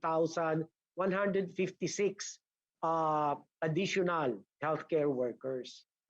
At nung Agosto, ika-19 ng Agosto, ang DBM naman po ay tumugon doon sa aming pong kahilingan at sabi niya, sige, mag-submit kayo ng additional documents para kanila pong ma-evaluate yung request. At matapos nga po kaming nagkaroon ng hearing sa Senado at sa House of Representatives, ay nag-submit na ang DOH to DBM yung mga karagdagan submissions, yung mga listahan galing po sa mga facilities para po masama at sakasakaling mabigyan kami ng DBM o magabayan kami ng DBM kung saan kukunin yung pondo, ay makakatanggap po sila ng kanilang SRA. Yung pangalawang issue po, Mr. President, ay yung naman extension of mga contract of vaccinators. Tama po kayo, binanggit niyo kanina, kailangan po talaga natin ng mga bakunador. At nang sa ganon ay matulungan, masuportahan ang ating mga pamahalaan lokal na mas mabilis mapalawig nila ang vaccination coverage. Noong pong July 9, ang DOH ay humiling. Nag-request po kami ng 3.6 billion, thereabouts, additional funding support to cover renewal of contracts of human resource for health personnel under emergency hiring at kasama po rito yung request ng 4,800 health workers para po sa vaccination program ng ating pong gobyerno at ang katumbas po nito ay about 2.03 billion pesos. Noong pong last July 21, ang DBM naman po ay tumugon sa amin at binalik yung amin request. Sabi yung pending DOH submission of documents at yun naman po amin sinunod as of July 26, pinadala po namin sa DBM. At nag-follow-up letter po kami noong August 5 para po mapagpatuloy ang serbisyo nitong mga healthcare workers from September to December 2021. Ang panghuli na lang po na isa rin na matunog na issue patungkol sa mga COA observations, no, ay yung 59 billion na sinasabi nilang unutilized DOH funds. Ibig ko lang pong ipaliwanag, Mr. President, na yung naiulat na 59 billion peso unused DOH funds ay consist of 24.6 billion na unobligated funds, no? Na ito'y dinagdag doon sa obligated but undisbursed. Hindi po na disbursed na funds na 34.5 billion pesos. At ito naman po ang funding sources ay 2019 CONAP at saka yung pong 2020 GOP. Doon po sa 24.6 billion unobligated funds, 17.8 billion naman po ay kasalukuyang available po siya para gamitin ngayong taon. In fact, of this, ang nagamit na po ng inyong DOH ay 12.56 billion pesos. Katumbas po nito ay 72% noong 17.8 billion as of June 2021, gamit po ito. Bahagi din po nito ay inilaan para po sa procurement ng medicines at ang pagbayad ng mga sweldo at benepisyo ng ating mga healthcare workers. Doon naman po sa natitirang 7.19 or 7.19 billion, kami po ay humiling or we requested for reissuance from DBM of SARO for 4.7 billion under the Foreign Assisted Projects or COVID response. Samantalang yung 2.4 billion, ito po yung napaso. Lapse is our funds from the 2019 GAA and from Bayanihan 1 and some other laws. By operation of law, nag-lapse po itong mga ito. Ngayon, mapunta naman tayo, panghuli na lang po, doon sa 34.38 billion unpaid obligations. These funds were obligated before the end of 2020. At ito po ay gagamitin. Pambayad po sa mga goods and commodities pending deliveries. No? Naantay pa po yan, yung mga deliveries niyan. At bayad din po yan doon sa mga infrastructure projects for completion all for this year. So hindi po ito parang nasayang na hindi nagamit, tinagamit po ito. Ang mayorya, ang malaking bahagi ng budget na ito ay magagamit pa rin po dahil hanggang 2021 naman po ang kanyang application. So yun na lamang po, Mr. President, ang ibig kong iulat sa inyo at kung may katanungan po kayo dyan ay pwedeng masagot ko po yan at andyan din po si Yusek Leopoldo Bonvega, Yusek for Administration and Finance. So maraming salamat po, Mr. President, sa pagkakataon. Salamat po. Okay. May I make some statements for the public? This is in connection or a clarification of the alleged high-priced masks and face shields and the DOH transferred funds to the procurement service, PSDBM. Meron tayong taga DBM reacting kasi wala si masakitin na si Sabisado ay nag-quadruple ng niya ng operation, pati yung yung tinamaan talaga siya sa COVID, totoo lang.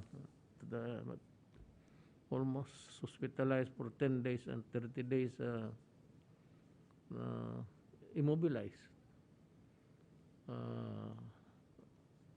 Tingin ko pagka yung volume ng trabaho nito sa DBM, yun ang papatay sa kanya. But in the Senate hearing, the procurement of the alleged overpriced face masks and shields, including the transfer of 42 billion from DOH to PSDBM, was brought up. Kasali ito sa investigasyon. According to PSDBM, these items were procured last March to April 2020 at the height of the COVID-19 outbreak, when the prices of the medical supplies, including face mask and face shield, skyrocketed due to the scarcity of the supply and the abrupt increase in demand. As for the transfer of funds without memorandum of agreement, FOA, face masks and shields are included in the common use supplies and equipment and the list of the PSDBM. Under the Administrative Order Number 7, Series of 2011, in relation to Section 53E RA Number 9184 of the Procurement Reform Act, government agencies are required to procure CSEs directly from PSDBM. Moreover, under Government Procurement Policy Board Resolution Number 2019 dated October of 2018, government agencies are required to deposit cash funds with the BSDBM for their CE requirement, without the need of a MOA. Now, let me just, I think I remember, nag-ano tayo, cabinet meeting tayo, pagka, right after I constituted the task force. I remember distinctly, sinabi ko kay Secretary Duque, bumili ka ng kailangan ng face mask or whatever is needed, equipments. Sabi ko, wag ka nang magbidding, matagal yan. Sabi ko, do it sabi mo, make it of record na utos ko. But despite of the order ko na wag ka na magbidding, it's pandemic, it's an emergency. Nevertheless, I knew later on that dumaan pa rin sa bidding si Secretary Duque. So, he was just being careful. Alam mo, sa totoo lang, nung pagputok nitong pandemic, walang mga face mask, walang face shields. Kaya sabi ko, maghanap ka, huwag ka nang magpa-bidding. Sabi ko, diretso na kasi in an emergency. So, at that time, it's always the law of supply and demand. Kung maraming supply, mura. Kung walang supply, less demand. Supply and demand. Is there a demand? Pag greater, supply. Ganito. So, sabi ko sa kanya, huwag ka nang pabidding-bidding, diretso na. So, I want to make it of record to the public and everybody that I and the cabinet knew about it. My order, sabi ko, go ahead and buy the things that you need to fight the pandemic nga eh. So, sabi ko, emergency ito. Emergency hanggang ngayon. So, just to disabuse the minds of some people about corruption. It ain't here at this time. And I suppose that you are barking at the wrong person. Then the next that we would be interested to hear is Secretary Ramon Lopez of the DTI. He might want to help us explain the pricing of the mask and the face shields at the time, at any well, at one time, at another time it became more expensive. Then then why it became cheaper, and eventually cheapest. Why was the parang ikaw yung alam mo yung mga presyo na yun at that time. So can you kindly explain to the public why that was the case? Okay, thank you po Mr. President. Good evening sa lahat, Senator Bongo, Mr. President, at sa ating mga kasama. Naalala po natin noon nung nag-uumpisa na pong lumala ang pandemya nung March of 2020. Prior to that, we started to get more COVID cases. Pero nung March 2020 po, the President will recall that yun po yung series of cabinet meetings and the time that you also declared a lockdown. I think it was sometime March 15 of 2020 last year. Being in lockdown, isa po sa mga eventually nire-require ng government at that time was pag-umpisa na nung pagsuot ng face mask. So eventually po this has been required to the public. So we can imagine na from practically zero demand, wala namang gumagamit ng face mask nung araw, to something like millions of users of face mask nung mga panahon po na yan ng March of 2020 onwards, until, of course until now po, no? But given the huge increase in the demand, we all remember that yung demand na to, and imagine po, wala pong local manufacturer niyan. Meron po isang local manufacturer sa Bataan, but it is an exporter, and all its products practically were exported. So we don't have a regular supply of face masks. If at all drugstores are just maintaining minimum inventory of face masks because it's not a regular requirement. So with the limited supply, as the President also explained earlier, and super increase, drastic increase in demand, nagkaroon po talaga ng scarcity at yung presyo po talaga nagtaasan. It was really uncontrollable simply because of the scarcity. Even us in the Department of Trade and Industry, and I know the Department of Health, the Department of Budget Management, we're trying to source also from imports at that time, I remember, because wala po tayong local supply. And even other countries are not even supplying us. Wala na ring makuha even from imports during those time of March, April, because they also needed the mask. Lumalala rin yung COVID dun sa mga iba-ibang countries na yon. So there was really a huge shortage ng mask. At nag-canvas tayo sa iba't ibang bansa at that time. So at dahil po doon ay sumobrang taas ng mask to the point na I remember may papakita ako mga charts na during the time of mga March and April, the price of mask, imagine po, yung dati pong siguro wala pang 5 piso ay naging around 28 or more, about 30 pesos per piece of a mask, no? So may I request the Secretariat to flash the chart? Abang fina-flash po yan, even nung nag-try po tayong mag-introduce at mag-umpisa ng local manufacturing, nagkaubusan din itong tela mismo, trying to source the material. Because of the huge demand worldwide, may scarcity value rin, nagtaasan din ang presyo mismo ng materyales. So kung locally magagawa na natin, mataas ang presyo. Kung bibilin din abroad, mataas na rin ang presyo because it was really a big demand po worldwide.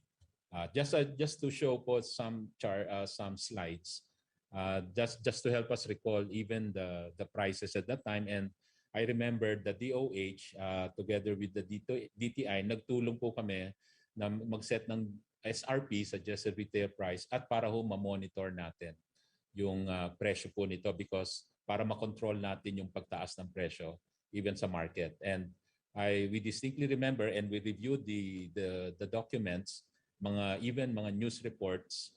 If we can flash po the Secretariat can flash the charts, it showed po that at around March, we declared an SRP of 28 pesos per piece because the prices then were really going up even beyond 28 pesos. So at that point, 28 pesos was parang a suggested retail price, or in effect a price cap at that time.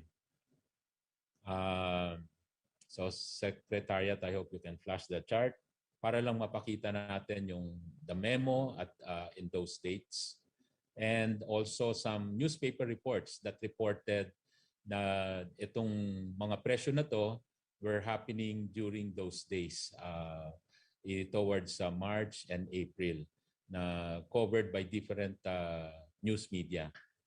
Nevertheless, anyway, kung wala pa yung slides, after that po, at that point in time, hindi pa required din yung face shield. So wala pa sa picture yung face shield. But eventually, with the advice from health experts that are helping and advising the IATF, eventually, yung isang chart, yung isang set of slides, eventually, ni-require na rin ang face shield. Ginawa pong siyang requirement. Ang una pong nag-require po noon, the other set of slides po, Secretariat, hindi yan. Ang una pong nag-require nung face shield sa transportation. There was a memorandum from the Department of Transportation, I remember, at nasa slides po natin yon. Dineclare po niyang required na ng mga tao, aside from face mask, to wear face shield para double protection, and the protection can, kung ang face mask ay about 80% protection, with the face shield magiging over 90%, 98% protection. Malit yung slides. So ito po, I think this was an article going back to the face mask. It was a Sunstar article in Cebu. At about that date, maliit lang yung chart dito, hindi ko makita, March, certain day in March, na ang presyo po ay sinasabi dito 28 pesos. So maganda rin na nabalita yan. It shows us during those dates, yan talaga ang presyuhan noon. Yan niligyan ng SRP. The earlier chart would show a memo also from issued by the Department of Health Secretary Duque, na we set the SRP at that time at 28 pesos. Ito po yung memo na yon. Okay, followed by the news article in Sunstar and another article in I think this is an ABS-CBN TV Patrol type of article, setting again, reporting that the SRP at that time, March, middle of March, was 28 pesos. Next chart. Okay, and then ito na po, pumasok na po yung requirement, the need for face shield. The August, this is sometime August, Mr. President. This was sometime August, and we set the price of the face shield. I will just open my chart po dito dahil maliit yung chart dyan. So yung face shield po, DOH memorandum din po, this was August 14. And down below, pinabilog po natin, sinet po yung price ng face shield, 26 pesos to 50 pesos. But the following charts will show us, nagpa-price monitoring tayo at that time. Again, same reason po. From a zero demand to suddenly it is being required by almost the entire populace. Let's go to the last chart. The price monitoring that we were doing, you will see in the chart, on the last chart, that the price of price range of face shield, yung I-frame, yung ganito po, no? Yung may I-frame, nagre-range po at that time 50 pesos to 120 pesos. Yung merong foam, 30 pesos to 80 pesos, at yung helmet type ay 250 pesos to 350 pesos per piece. And then that's the reason why we had to set an SRP at that time in August, as mentioned po, that was required and set at 26 pesos to 50 pesos. Again, it's a memorandum signed by DOH. Dahil po DOH ang covered po ng DOH itong mga medical devices, and DTI helps them in the monitoring and ensuring that the retail establishment would follow the suggested retail price. But as we all know po, after that, Mr. President, nag-normalize na ang supply. Nakahabol na ang sama na yung importation. We were also able to develop local manufacturers of face masks, even of face shield. And that's the reason why we have already abundant supply of face masks until now, Mr. President. So the prices now are really very low. You would say that it's less than even, I think, less than 5 pesos, anywhere between 2 pesos to 5 pesos. But these are the prices now. After nag-adjust na po yung market, yung supplier, and the same demand continues kasi it continues to be required, but at least po yung supply po natin nakahabol na. So yun po yung history na there were really days and months last year na nag-worsen talaga itong presyo. And it happens worldwide po, Mr. President. Nagkaroon po talaga ng worldwide shortage. That's all, Mr. President. Secretary Lopez, thank you for the education of everybody, for the enlightenment. I would like to call on si Miss Tina Rose Marie Kanda, DBM. Yes, Sir, Mr. President. ma'am, excuse me, ma'am, sorry. Ma'am, nagkamali ba dito ang DOH? Is there any mistake or is there any whatever damage to prejudice to government interest? No, Mr. President. Yes, ma'am. Go ahead. There is no mistake on the part of DOH in terms of the amount they utilized. In fact, the findings of COA was underutilization of their allotment. Pero as explained earlier po, i-explain ko din further siguro, ang nangyari po, inad yung dalawang bagay na totally unrelated. Yung isa po tinatawag natin na obligation, yung unobligated tsaka undisbursed. Magkaiba po yun. Ngayon dun ho sa transfer naman ng pondo, at that point po, pandemic yon, wala na hong pumapasok sa opisina at that time ng ECQ. So I think DOH had no recourse but to transfer the fund to PSDBM at that time. And under the laws naman, talagang pag common use equipment, talaga pong sa PS yun ipoprocure by law, kailangan doon sa procurement service yun.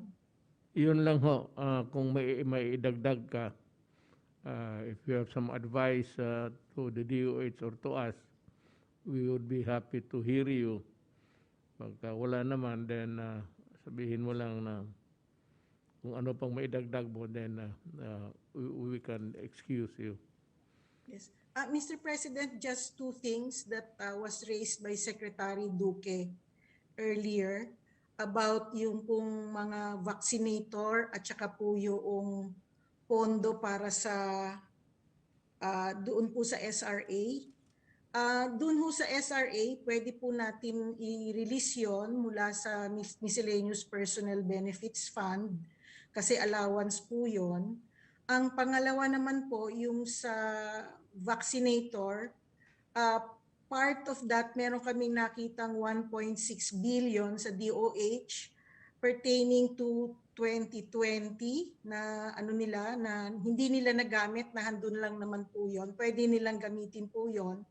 Tapos yung balansi po nung na kailangan, kasi 3.6 yata ang kailangan nila, pwede po natin kunin sa contingent fund. In fact, parang pa-forward na po, papapunta na po sa inyo para po sa approval, and siguro po hindi naman aabot ng 10 araw yon para matanggap po ng ating mga health workers yung kailangan na yun. Yun pong allowance ng vaccinator. Well, mabuti po, na, it's good that you mentioned about the sourcing of the funds. Yes, Kasi itong contingent fund has always been being looked with suspicion. Not Yes, only in Congress but with everybody kasi contingent is parang malawak na parang anong gastusin mo. So these ay are hindi the pwede. things that the public never really knew or know na ito is to meet itong mga crisis na ganito. Good that we have the Opo. contingent fund because we responded to the emergency, which is really an emergency pandemic. Yes, yes. Na sabi ko nga sana I'd like to say it again that my order even to Secretary Duque was to go ahead and buy without bidding. But to his ano niya, maybe thinking that it would create more problems, biniding niya. So, well and good. And nandyan yan.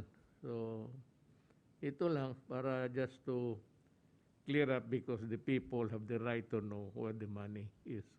Yes. O, ito na yung ano sabi ko nga because if we do not actually if I did not call you to appear in public, there will always be some, hindi lang some but many, it will linger on the minds of the people that kinukurakot yung pera. Ay, And at this time pandemic pa, tapos malaman nila itong mga ganito na I said conundrum of mas marunong, mabuti marinig na nila. So I'm happy that you joined us tonight and you can be excused. Maraming thank you, salamat po. Mr. President. Marami pong salamat, Mr. President. Sabi nila, stricta ka daw, ma'am. Acting sa, sabi nila, mas mabuti. The stricter you are, the better. Mas malayo tayo sa sakit ng ulo, mas malayo tayo sa kaso, pag in-stricto tayo. So continue being strict and continue being the protector of the people's interest. Thank you very much. Marami pong salamat. Opo. Si Yusek Leopoldo Vega, he used to be the director of Davao Medical Hospital. It's now a hospital over Southern Philippines something. But up to this day, tawag ko dyan Davao Medical Center. And it was during his time that, the enterprise improved tremendously. Yung hospital, it can compare with the private hospitals in the region. But before magsalita ka, Dr. Vega, just give me one minute. May ano lang ako, baka makalimutan ko. We've been talking about corruption. Alam mo, may bago akong, the name is Edgardo Masongsong. He is the administrator of the National Electrification Administration. I dismissed him from public service.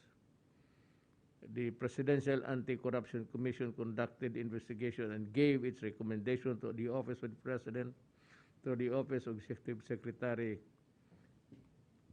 kay Medial Dia to dismiss Masongsong from the service. Well, PACC conducted investigation and made the recommendation for his dismissal. So I have approved. This is the pinakabagong ano sa yung administrator mismo ng National Electrification Administration.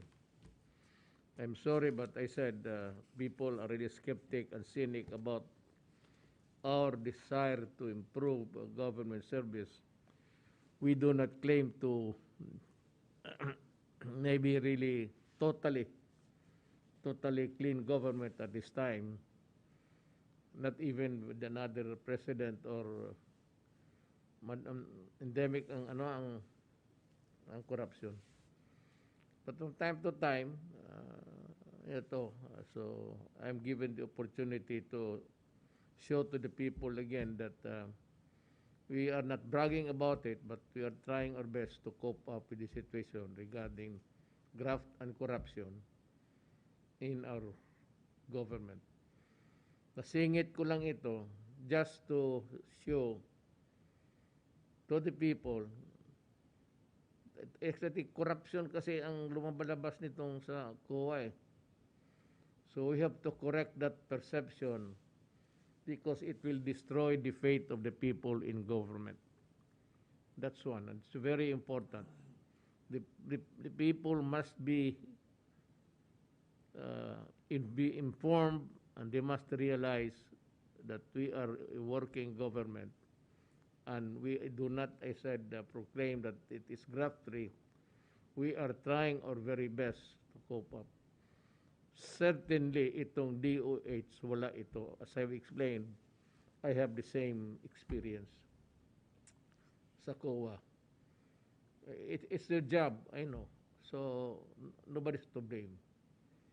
Pero yun lang sabi ko, yung dadaanan ng isang, buti lang yung kung ano, ang makita ito mga to recall, yung mga nadidemanda ng mga municipal mayor tapos ang treasurer, auditor, taga doon, mahirap. They are reduced to penury to defend their cases in the Sandigan because they have to go there.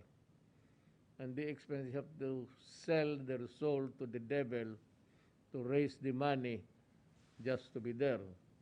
I said, whenever the case is called and you are not there, you are ordered arrested. And it requires expense. Hotel. Kung hindi taga ka Manila, wala kang matirahan, then you go to the lodging houses. I'm not trying to, pero they're reduced to, nandyan yung mga lodging houses sa Quiapo, sa ano. This is not really, this is not to demean the situation sa ano tao. Ngayon, last speaker, ikaw na lang muna because you know, apparently, you are the right person also to be asked about what has transpired and what are your recommendations, and after that we go home. Go ahead, Dr. Vega. Thank you, Mayor. May gabi, Mr. President, cabinet members, Senator Bongo. It's a pleasure to be around to all of you. And Mr. President, I'd just like to report to you that the Department of Health has been very steadfast and very consistent in trying to implement Bayanihan 1 and 2 provisions, specifically for this pandemic. It is also good to note, as mentioned by Secretary Duque, that for the Bayanihan 2 extension from January to June, we were already able to give 379,000 healthcare workers for the special risk benefits po. So, and for the compensation of the death and sickness benefits, for Bayanihan 2, we have already provided about 23,000 of our healthcare workers. 114 of this have been death, and 114 million has been given to them.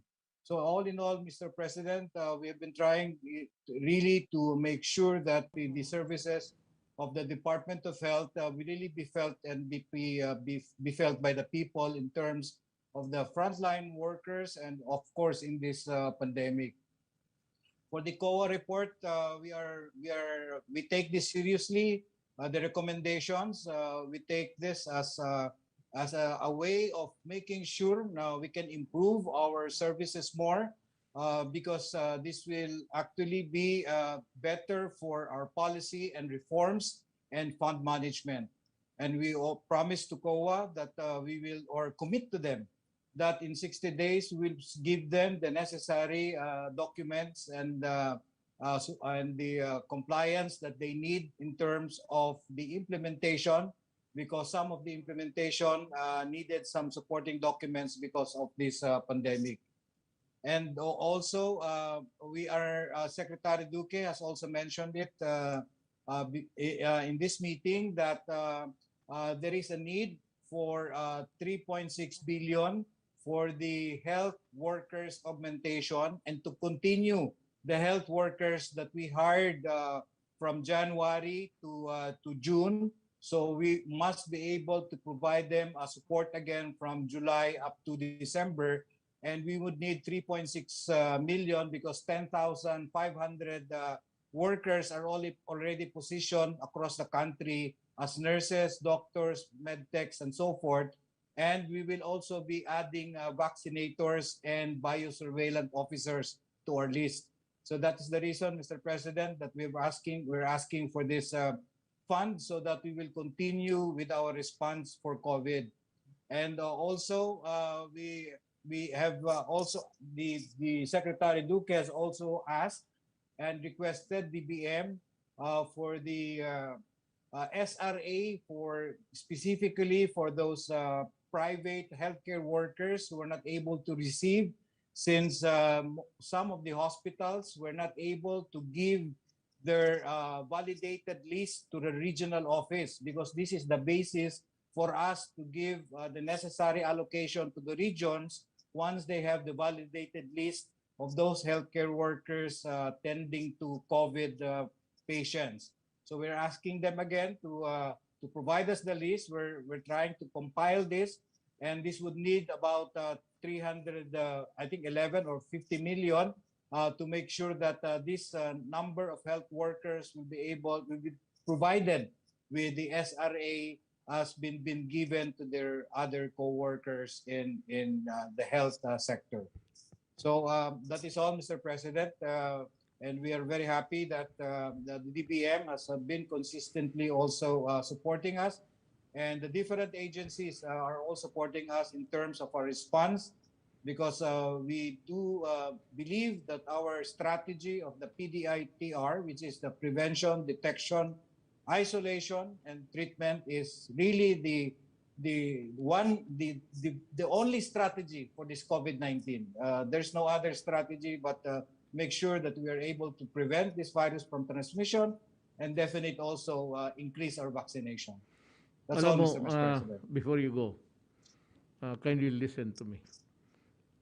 This is why COA should be kind enough to understand the situation of the DOH and other departments of the executive department. Alam mo, it's not easy. By the way you narrated just ngayon, we are willing to pay, but you need to have the list and everything. At alam mo, you have to validate it.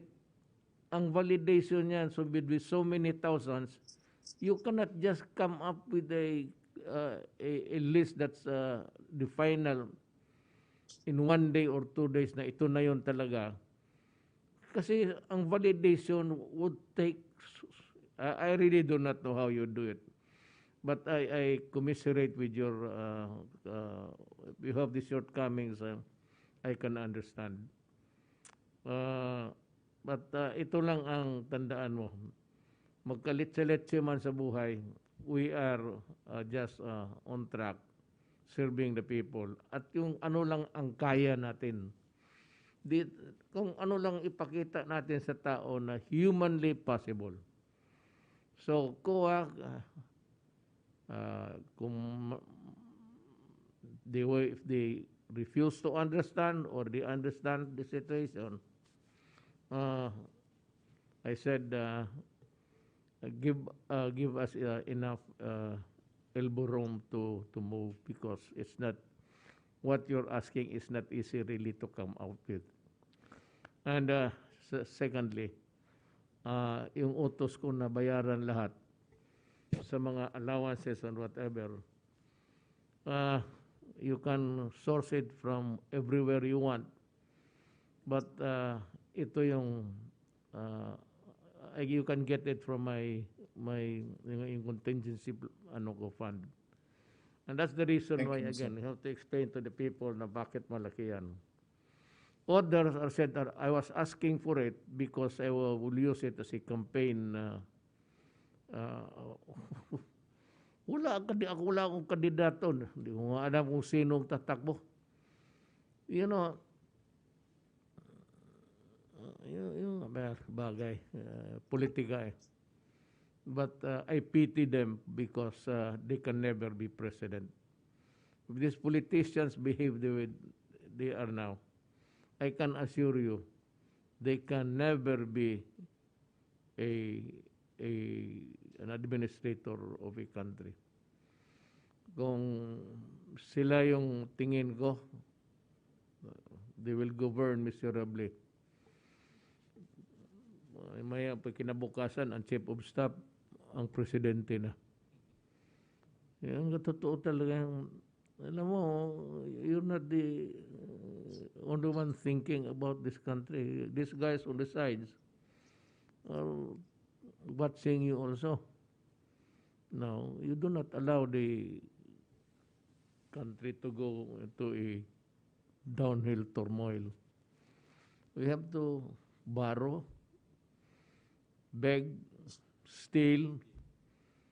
Basta maghanap ka ng pera and any deficiency, I will supply it with the contingency fund.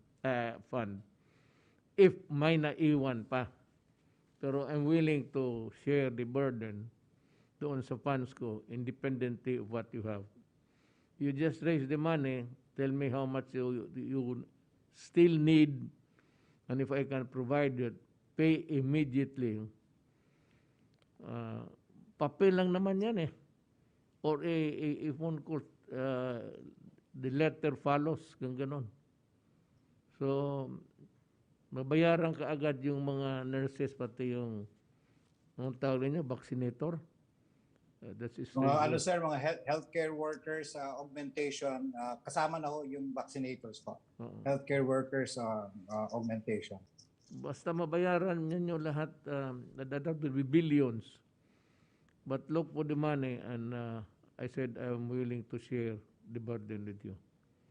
With that, Salamat, Mr. we President. end this meeting, and I'd like to thank everybody, these guys there.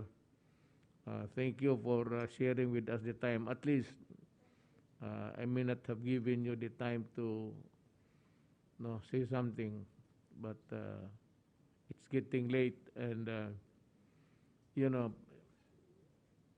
ang karamihan dito sa ano namin is they are past their retirement age.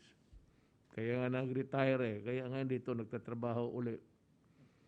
So, maintindihan ninyo that this is a mga matatandang magiting na mga lalaki. Salamat, Dr. Vega. At good night to everybody. Thank you, Mr. President.